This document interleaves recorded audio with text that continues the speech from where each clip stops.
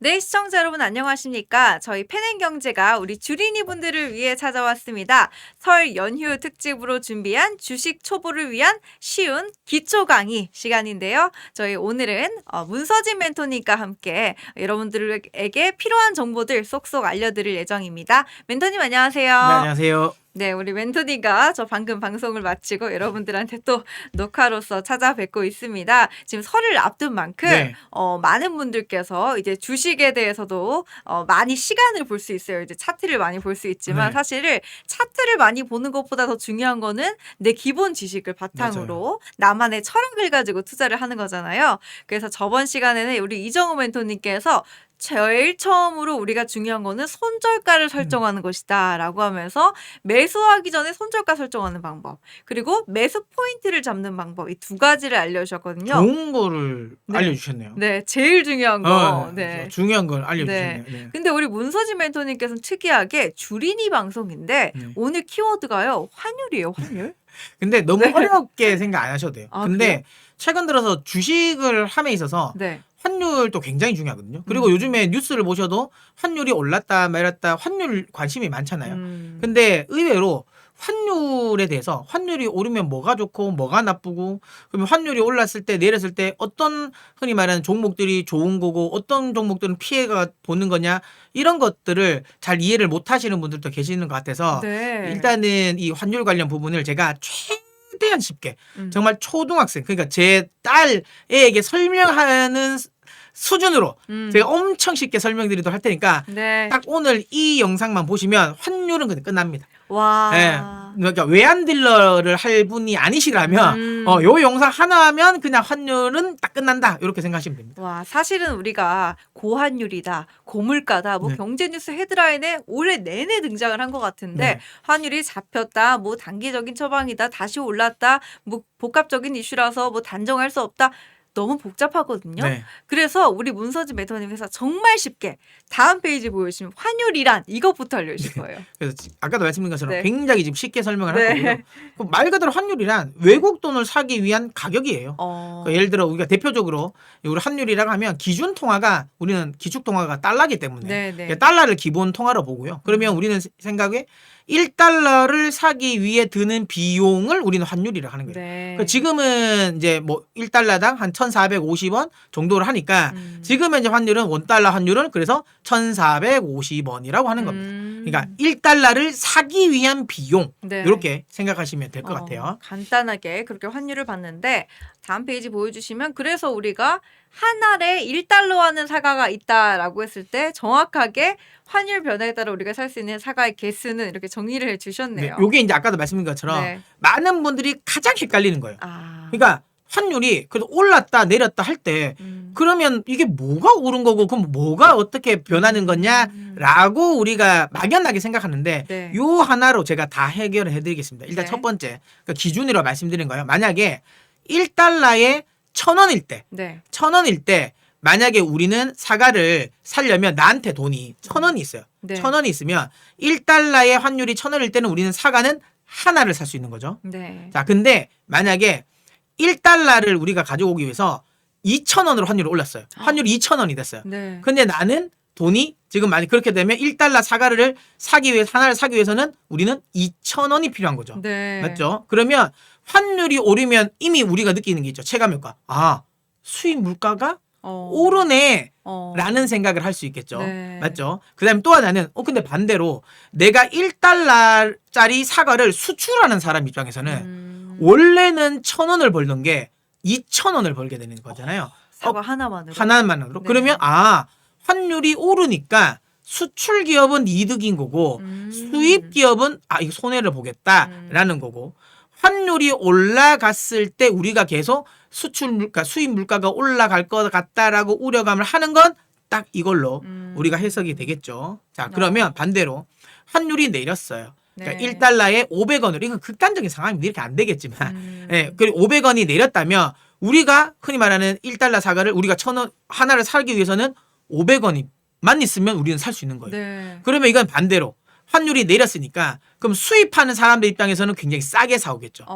환율이 내렸다라는 거는 결국은 수입 물가를 끌어내릴 수 있다라고 생각하시면 되고요. 반대로 수출하는 입장에서는 별로겠죠. 왜? 옛날에는 사과 하나를 팔면 1,000원이 남았는데 환율이 내려서 500원이 되니까 이제는 사과 하나를 팔면 500원밖에 안 남는 거예요. 그러니까 환율이 내리면 수출 기업들에게는 그러니까 불리한 거죠. 네. 네, 요 부분을 이해하고 가시면 일단 좀 편할 것 같아요. 네. 요거 쉽게 이해되지 않나요? 네, 완전 이해. 딱 사과라고 하니까 복잡하게 생각 안 하고 딱 사과라고 하니까 이해가 되네요. 사과를 내가 하나 살 수 있냐, 2개 살 수 있냐, 네. 하나 팔고 몇 개 남을 수 있냐 이런 느낌이니까 이 1,000원을 기점으로 딱 생각을 하면은 딱 가장 쉽죠. 간편하지 않을까 이런 생각이 드는데. 그리고 요 이야기에서 아까 말씀드린 것처럼 환율이 올랐다라고 해서 그러면 우리나라 돈의 가치가 오른 게 아니잖아요. 환율이 오르니까 원래는 내가 사과 하나를 살 때 1,000원만 가지고 살 수 있었는데 환율이 오르니까 내가 2,000원이란 돈을 더 우리가 내야 되잖아요. 그럼 상대적으로 떨어진 거구나. 내가 가지고 있는 돈의 가치는 떨어진 거예요. 그래서 환율이 올랐다는 거 우리나라 원화 가치가 하락했다고 하는 거예요. 반대로 환율이 내렸다고 하면 뭔가 내렸으니까 우리나라 돈 가치도 내렸다라고 생각할 수도 있지만 요걸 보면 아시겠죠. 옛날에는 내가 1달러짜리 사과를 하나 사기 위해서는 원래는 1,000원이 필요했는데 네. 이제는 500원만 내도 된다니까 내가 가지고 있는 원화의 가치는 오른 거예요. 그렇기 때문에 그 말은 환율이 내렸다는 건 원화 가치가 올랐다라는 말로 우리가 해석하시면 되는 겁니다. 아, 좋습니다. 다음 페이지 보여주시면요. 그렇게 해서 말씀 주신 것처럼 환율 상승이다라고 했을 때 원화 가치는 하락이다. 그래서 환율 상승은 달러 강세고 원화 약세다. 이 한 줄로 요약이 되네요. 맞죠. 요것만 딱 보더라도 네. 되게 이해하기 쉬우시죠. 네, 저 이제 경제 뉴스 첫 번째 줄, 두 번째 줄 이해할 수 있을 것 같습니다. 다음 페이지 보여주세요. 자, 이렇게 해서 이제 달러 인덱스로 봤을 때 달러가 기준이지만 또 여러 가지 우리 통화가 순위별로 나와 있네요. 네, 이제 조금 어려운. 음. 근데 이것도 제가 쉽게 설명드리겠습니다. 네. 우리가 흔히 말해서 달러가 예를 들어 아까 말씀드린 기준이라고 말씀드렸잖아요. 네. 근데 우리는 이런 이야기를 많이 들으실 거예요. 달러 강세다. 달러 약세다. 라는 이야기를 많이 드리는데 그 기준이 달러 인덱스라는 거예요. 달러에 흔히 말하는 저 달러가 지금 현재 달러가 비싼지, 지금 현재 달러가 그러니까 싼지를 기준으로 하는, 그러니까 지수로 흔히 말하는 이렇게 그 만들어 놓은 게 달러 인덱스라고 말하면 네. 생각하시면 되고요. 네. 달러 인덱스가 상승했습니다라는 말은 달러 가치가 올랐습니다. 달러 인덱스가 하락했습니다라는 말은 달러 가치가 떨어졌다라고 네. 생각하시면 되는데 그러면 저 달러 인덱스를 구성하고 있는 통화가 뭐냐고 하면 달러 인덱스니까 달러가 들어가야 될 것 같잖아요. 맞죠? 그 달러가 없잖아요. 달러가 기준이라서 뺀 거예요? 그러니까 맞죠. 기준 통화기 때문에 뺀 거고요. 네. 그러면 중요한 건 달러 반대 통화들을 포함을 시킨 거예요. 그러니까 이 반대 통화 대비 달러가 강세냐 약세냐가 나오는 거예요.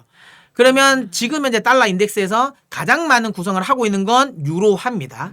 그리고 2위가 엔화고요. 그다음에 파운드와 그다음에 캐나다, 그다음에 크로네, 스위스 크로네, 그다음에 이제 스위스 프랑 이런 식으로 이제 달러 인덱스가 구성되어 있는데 자, 그러면 여기서 한번 제가 뭐 질문을 드려보면 네.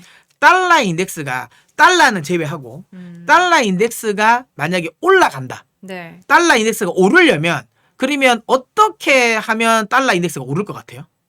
달러 인덱스가 오르려면 이제 유로가 조금 이제 달러는 반대로 내려야 되나요? 그렇죠. 그 반대로 생각하시면 돼요. 네. 그럼 만약에 달러가 오르려면 네. 유로가 내리면 되겠죠. 만약에 만약에 아니면 유로가 안 내려도 엔화가 내리면 되겠죠. 달러 대비니까. 예, 그러니까 무조건 반대로 생각하시면 돼요. 아. 만약에 달러가 예를 들어 떨어질 거라고 생각하면 떨어진다면 유로가 올라야 돼요. 아니면 엔화가 오르면 됩니다. 네. 그러니까 요거 보시면 되는데 이걸 제가 왜 설명드리냐면 최근 들어서 트럼프 대통령은 계속 달러 약세를 드라이브를 걸고 싶어 하잖아요. 그리고 연준은 계속 금리 인하를 하려고 하잖아요. 네. 근데 달러 인덱스가 생각보다 안 떨어져요. 아. 그게 왜 안 떨어지냐면 네. 지금 유로존의 경기가 별로 안 좋아요. 어. 그러다 보니까 유로화가 강하게 치고 나가지는 못하고요. 또 하나 지금 현재 슈퍼 엔저예요. 그러니까 달러가 강해지고 그러니까 약해지고 싶은데 달러보다 엔화가 더 강하게 약세가 나오다 보니까 저 달러 인덱스를 구성하고 있는 엔화 때문에 달러는 지금 약세가 아니라 강세가 나오는 겁니다. 그러니까 이번에 다카이치 사나이 그 총리가 이끌고 있는 자민당이 이번에 엄청 압승을 했잖아요. 맞아요. 근데 다카이치 사나이 총재 같은 경우는 지금 엄청나게 확장적인 재정 정책을 해가지고 경기를 살리려고 하거든요. 네. 그러면 돈을 많이 뿌린다라는 거기 때문에 엔화가 엄청 약세가 될 수 있는 거예요. 음. 그러면 달러화가 지금 강세가 나올 수 있다라는 거죠. 음. 요렇게 일단은 달러화가 올라간다 내려간다는 요렇게 결정을 하는구나라고 생각하시면 됩니다. 네, 그래서 우리 달러 인덱스 6가지 알려주셨지만 그 중에서도 우리가 눈에 띄게 봐야 되는 거는 유로와 엔이다. 네. 이 두 가지 비중이 가장 크기 때문에. 비중으로 네. 살펴보시면 좋을 것 같고 그렇게 해서 다음 페이지 보여주시면 이제 환율의 변화의 주요 요인 3가지 살펴보도록 하겠습니다. 금리를 먼저 꼽아주셨어요. 네. 뭐 일단 환율 같은 경우는 그러니까 금리가 결국은 그 나라의 통화 가치라고 보시면 되거든요. 예를 들어 금리가 높다라는 거는 결국은 그 나라의 내가 그 나라의 돈으로 흔히 말해 예금을 맡겼을 때 돈을 많이 준다, 이자를 많이 준다라는 거잖아요. 네. 그러면 아무래도 그 나라의 통화의 매력이 조금 더 높아지는 거예요. 그렇기 때문에 금리가 올라갔을 경우 금리를 인상하면 상대적으로 그 나라의 통화 가치는 오릅니다. 그러니까 환율은 흔히 말하는 아까 말한 것처럼 내리게 되는 거죠. 네, 네. 그러니까 우리가 원달러 환율로 따지면 그래서 그 나라의 원화 가치 이거 제가 원화로 그냥 환산을 할게요. 네. 만약에 우리나라가 한국은행이 금리를 올리면 원화 가치는 상승합니다. 그럼 환율은 떨어지겠죠. 네. 반대로 금리를 떨어뜨리면 그만큼 매력 그러니까 내가 그 나라 우리가 원화를 샀을 때 이득 볼 수 있는 이자가 적다라는 거죠. 그렇기 때문에 그 나라의 환율은 떨어집니다. 그러니까 올라가는 거죠. 환율은 원달러 환율은 올라가는 거고 그 나라의 가치, 원화의 가치는 떨어지는 거예요. 그러니까 지금 현재 만약에 원달러 환율이 엄청나게 많이 그러니까 지금 상승하고 있잖아요. 원화의 약세가 나오고 있잖아요. 그러면 지금 현재 정부가 이 원화 약세를 제한하려면 뭘로 해야 된다? 금리를 인상하면 되는 거예요. 근데 금리를 인상한다는 것 자체가 굉장히 부담이죠. 네. 왜냐하면 경기를 무너뜨릴 수 있기 때문에. 네. 근데 여기 또 하나 있어요. 금리가 올라간다라는 건 뭐냐면 금리가 올라가면 시중에 있는 돈이 은행으로 들어오려고 하겠죠. 옛날에는 내가 좀 투자를 했는데 그때는 예를 들어 이자가 2%다. 근데 만약에 금리가 인상돼서 지금 한 5%를 준다. 그러면 굳이 내가 위험을 무릅쓸 바에야 내가 그냥 편하게 은행에 예금해 놓는 게 더 안전하다라고 해서 금리가 올라가면 은행으로 자금이 시장에 있는 유동성이 들어온단 말이에요. 네. 그러니까 시장에 풀려 있는 돈이 줄어든다라는 게 또 이건 역시도 원화 가치가 상승할 수 있다라. 네. 이렇게 해석하시면 되는 거예요. 그렇습니다. 그래서 금리가 그 경리, 심리 어떻게 보면 다 지금 연결이 되어 있는 주요 맞아요. 요인이라고 볼 수가 있겠는데 이제 다음 페이지에 조금 정리를 해주셨어요. 아까 언급하셨다시피 환율 상승을 좋은 이점을 보는 게 수출이다. 네. 또 환율 상승에보다는 환율의 하락을 조금 이점을 보는 게 수입이다. 맞아요. 이야기를 해주셨지만 그것 외에도 여러 가지 산업이 있습니다. 맞습니다. 그러니까 여기서 가장 좀 이제 의아해하시는 건 물론 수출 수입 이건 다들 아실 거고요. 네네. 항공주 같은 경우는 환율이 상승하면 이게 부담이 됩니다. 아시는 것처럼 일단 기본적으로 환율이 상승하면 여행객들이 많이 안 나가요. 맞죠? 여행을 많이 안 한단 말이에요. 그러면 아무래도 모객이 힘든 것도 있고요. 또 하나는 그러니까 항공주나 해운주 같은 경우는 네. 배라든지 비행기를 대부분 리스를 합니다. 이걸 본인들이 흔히 말하는 현금 박치기로 바로 사오지 않아요. 대부분 다 리스를 하거든요. 네. 근데 그 리스를 원화로 하겠습니까? 대부분 달러로 리스를 하는 거예요. 네. 그러니까 리스라는 건 빚이잖아요. 근데 내가 예를 들어 예를 드는 거예요. 그냥 100만 불을 만약에 빌렸어요. 리스를 했는데 그냥 가만히 있으면 내가 처음에 예를 들어 그 1달러에 1,000원일 때 100만 불을 빌린 거라 네. 갑자기 환율이 예를 들어 막 올랐어요. 2,000원이 됐습니다. 그러면 나는 특별하게 빚이 늘어난 건 아닌데 원래는 내가 실제로 그러니까 100만 불을 갚으려면 1,000원에 맞게 해야 되는데 2,000원이니까 내가 2배로 더 갚아야 되는 거예요. 빚이 가만히 있는데 더 느는 거예요.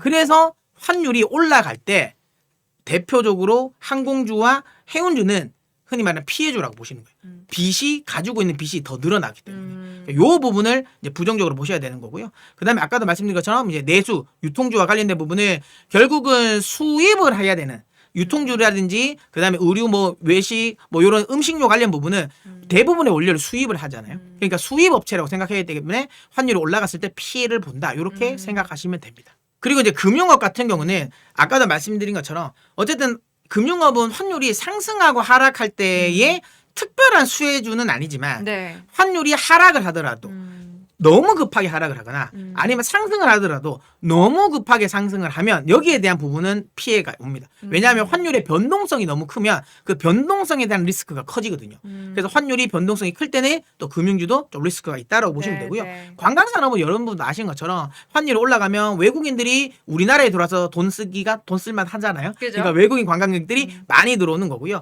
반대로 해외여행을 나가는 우리 국내 여행객들은 잘 안 나가잖아요. 그러다 보니까 그래서 확실하게 환율이 상승했을 때는 국내 관광 산업은 호황인 거고 반대로 환율이 하락하면 외국인들이 우리나라에 들어오기는 좀 부담스러운데 우리나라 사람들이 외국에서 돈 쓰기는 좀 편한 시점이 되니까 그때는 환율이 하락하면 이제 해외여행 관련 부분은 오히려 더 유리하다. 대신 네. 국내 관광은 좀 불리하다. 이렇게 해석하시면 좋을 것 같습니다. 네, 환율과 관련해가지고 지금 간단하게 표로 정리를 해서 보여주셨는데 사실은 이제 우리가 주식을 투자하는 입장에서 환율이 뭐가 그렇게 중요한데라고 하실 수 있겠지만 다들 이 시장 지표라든지 이런 것들이 다 연결되어 있는 부분이기 때문에 우리가 왜 환율이 중요한지를 알아야 된다라고 아까 설명을 해주셨고요. 주식과 관련해가지고 우리가 또 이슈가 같이 얽히게 되거든요. 미국의 어떠한 불확실성이 증가함에 따라서 환율이 같이 영향을 네. 받게 되고 또 우리 코스피, 코스닥도 함께 또 동반 하락을 하기도 하니까 이런 부분들 같이 살펴봐 주시면서 항상 경제 신문, 경제 뉴스 그리고 펜앤 경제와 항상 해 주셨으면 좋겠습니다. 저희 펜앤 경제도요.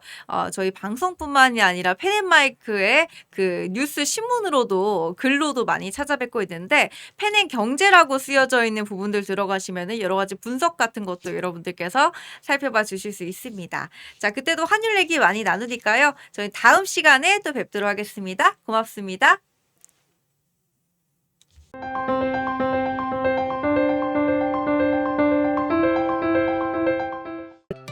다른 영상도 즐기시려면 구독 버튼을 꼭 눌러주세요.